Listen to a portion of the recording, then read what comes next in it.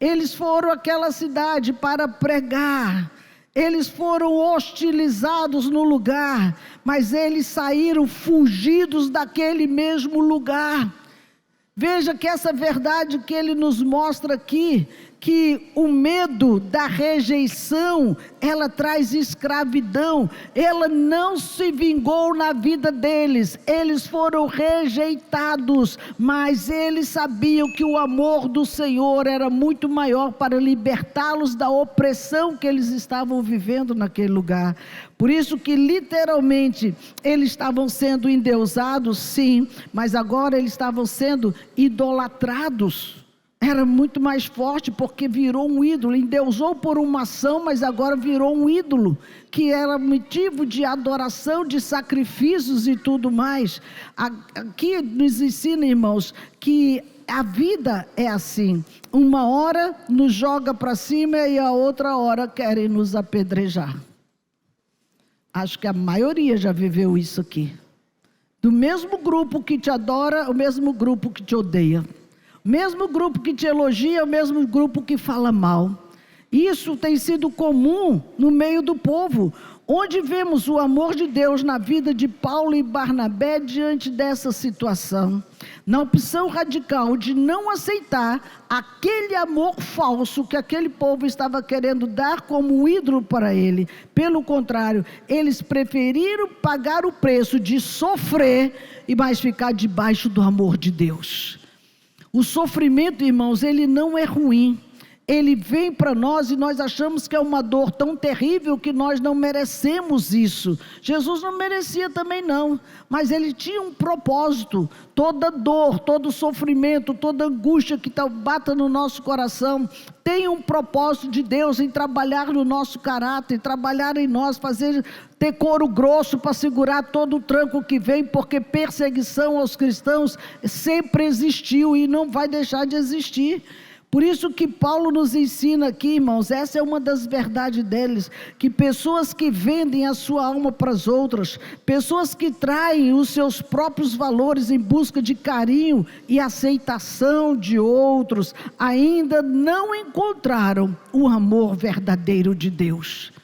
Se tem outro amor que hoje está te fazendo sofrer, porque um homem foi embora, porque a mulher me abandonou, porque isso aconteceu aquilo, o amor de Jesus precisa ser maior do que deste homem e desta mulher. Você não pode comparar isso. Como abandonar Deus porque o homem te abandonou? Você está fazendo com Deus o que essa pessoa fez com você. Está largando o Senhor como a pessoa te largou. Está ignorando Deus porque alguém te ignorou. Está deixando Deus e falando de Deus porque ouviu isso de alguém. Está reproduzindo em outra pessoa. Veja, irmãos, que involuntariamente as pessoas fazem isso. Vivem um drama e transferem para Deus. Não vou mais para a igreja. Não vou mais para a célula. Por quê? Porque meu marido foi embora. E daí? Jesus continua aí. Jesus pode trabalhar no teu coração, no dele, para gerar perdão, arrependimento, humildade e trazer de volta essa aliança, ou não, seja sim ou seja não, bendito seja o Senhor, irmãos. Olha o exemplo de Jó. Mas nós não queremos, só queremos o que o nosso coração quer e não que a vontade de Deus seja feita. E isso é muito grave. A cidade de Listra, que hoje é a Turquia, ela ficava naquela região da Galácia. Veja que ali é onde Paulo escreve uma carta para as igrejas daquela cidade, está registrado na Bíblia. E o que Paulo afirma ali? Gálatas capítulo 5, verso 1, ele diz: foi para a liberdade que Cristo nos libertou. Portanto, permaneçam firmes e não se deixem novamente se submeter a um jugo de escravidão. Se nós temos consciência de onde Ele nos tirou, do império das trevas, da escravidão, de um jugo terrível, nos colocou no outro patamar de uma nova vida, por que vai largar a nova vida para voltar para essa escravidão outra vez? Voltar para a opressão, voltar para a confusão, para a brigaiada, para bate-boca, para a pancadaria. Irmãos, é não ter a consciência no lugar. Porque é só raciocinar, como que Deus que me libertou daquele mundo, Ele vai me largar para me voltar para lá? Não, Ele vai me abençoar para eu restaurar quem ainda estão lá, e não vai me deixar sozinha. Nós precisamos ter entendimento mais ampliado do nível da libertação que nós recebemos de Deus. Por isso que depois do milagre que aconteceu, ele não permitiu, não me chame Zeus, eu não sou Zeus, eu sou Barnabé. Não me chame Hermes, eu não sou Hermes, eu sou Paulo.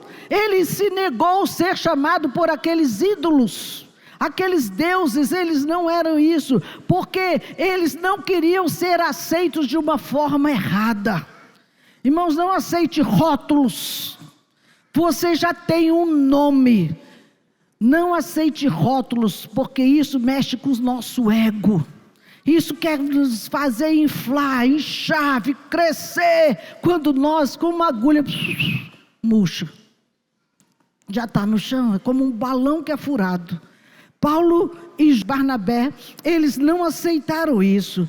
Deixa eu lhe falar alguma coisa, essa cidade que eles foram antes disso, o inimigo tentou honrar Paulo e Barnabé de uma forma diferente. Na cidade anterior que eles foram pregar o evangelho, eles foram movidos pela rejeição e pela humilhação.